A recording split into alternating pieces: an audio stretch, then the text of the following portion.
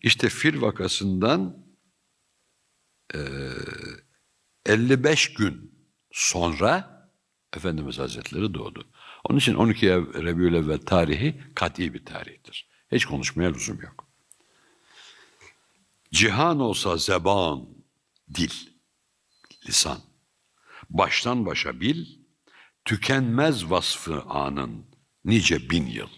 Bütün cihan dil kesilse, Efendimiz Hazretlerinin vasıflarını söylemeye çalışsa, 1000 yıl söylese, vasıfları Efendimizin bitmez, tanımaya yetmez.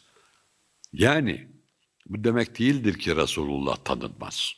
Tanınır. Ama ilimle tanınmaz. Gönülle tanınır. Gönlüne sığdırabildiğin kadar tanırsın Efendimiz'i.